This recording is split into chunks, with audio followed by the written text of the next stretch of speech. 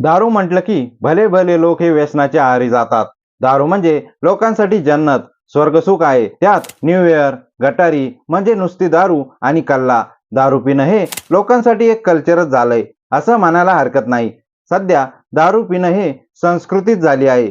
दारूशिवाय कोणताच success celebrate झाला असं वाटत नाही. पण हीच दारू एखाद्या देवाला नैवेद्य म्हणून चढवली गेल्यावर तुमची तळपायाची आग मस्तकात जाईल. पण भारतात असं एक मंदिर आहे जिथं चक्क देवाला दारू भोग म्हणून चढवली जाते. ते म्हणजे उज्जैनचं कालभैरव मंदिर. येथे अनेक भाविक हातात दारूच्या बाटल्या घेऊन रांगेत दर्शनासाठी उभे असतात. पण या देवाला दारू का चढवली जाते, त्याचं कारण काय, जाणून घेऊया या व्हिडिओच्या माध्यमातून. नमस्कार, तुम्ही पाहत आहात स्मार्ट मराठी आणि मी संदीप तुमच्यासाठी घेऊन आलोय स्मार्ट माहिती. चला तर व्हिडिओला सुरुवात करूया. मध्य प्रदेशातील प्रसिद्ध काळभैरव मंदिर हे उज्जैन शहरात शिप्रा नदीच्या काठावर आहे, ज्याला दरवर्षी लाखो भाविक भेट देतात.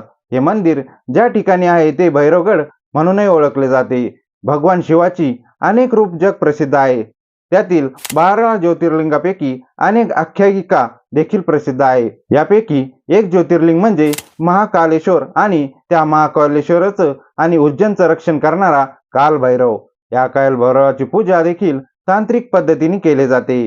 कालभैरव हा शिवाचा रुद्र अवतार मानला जातो. कालभैरवाचा देखील 8 प्रकार आहे, ज्याला अष्टभैरव म्हणूनही ओळखलं जातं. असे थंगा, चंदा, कपाल, उन्मत्ता, भीषण, रुरु, समहारा भैरवर. त्यातही कालभैरवाचे महत्वाचे रूप आहे, ज्याला स्वर्ण आकर्षण भैरव म्हणून ओळखलं जातं. प्रत्येक धर्मात कोणत्या ना कोणत्या देवत्वाला मानलं जातं. तसेच हिंदू धर्मात बाबा भैरवाला खूप महत्व आहे. हे तंत्र मंत्राचे स्वामी म्हणूनही ओळखले जातात. त्याला मामपंथी तांत्रिक मंदिर असेही म्हटले जाते. स्कंद पुराणात उज्जैन मधलं हे कालभैरवाचं मंदिर हे भद्रसेन नावाच्या राजाने बांधलं असा उल्लेख आहे. कालभैरव मंदिर शेकडो वर्षापासून सखोल आध्यात्मिक पद्धतीशी संबंधित आहे. कपालिक आणि अंगोरी पंथाचे प्रमुख केंद्र असलेल्या उज्जैनने या परंपरेचा एक भाग कालभैरवाला मद्य अर्पण करण्याचा विधी जपलाय. कालभैरव मंदिरातील देवी विधीमध्ये मद्य अर्पण करण्याचा परंपरेचा आध्यात्मिक अर्थ आहे. हे एखाद्याचा अहंकार, अज्ञान आणि वाईट सवयी परमात्म्याला समर्पण करण्याचं प्रतीक आहे. अल्कोहोल किंवा सुरा हे शस्त्र शक्तिशाली ऊर्जेचं प्रतिनिधित्व करतं, जे देव केल्यावर नकारात्मक गुणांचा त्याग करण्याची आणि आध्यात्मिक वाढ स्वीकारण्याची भक्तांची इच्छा दर्शवते. ही कृती पदार्थाबद्दल नाही तर आंतरिक दुर्गुण सोडवणं आणि परिवर्तन शोधणं याबद्दल आहे. या मंदिराबाबत एक महत्त्वपूर्ण गोष्ट सांगितली जाते, ती म्हणजे मराठ्यांच्या काळात मुघलांनी भारतावर हल्ले करण्यास सुरुवात केली.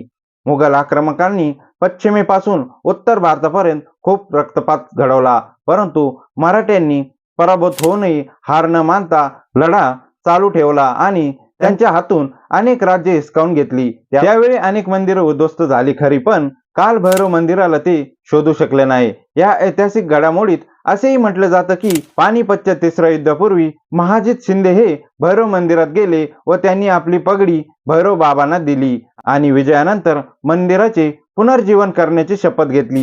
आजही उज्जैन मधील कालभैरव मंदिरात देवाला प्रसाद म्हणून भाविक दारूचं अर्पण करतात.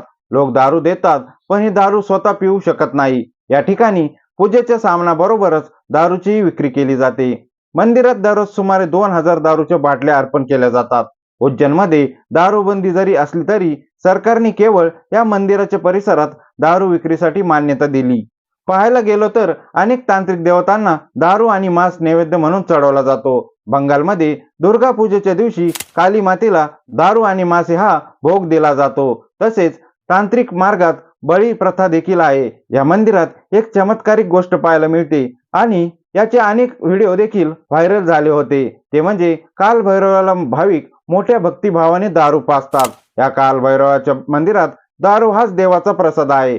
भाविक ही दारू पुजाऱ्याला देतात. पुजारी ते दारू एका पसरट ताटात घेऊन ते ताटात देवाच्या मुखाशी नेतात आणि अचानक ही दारू नाहीशी होते.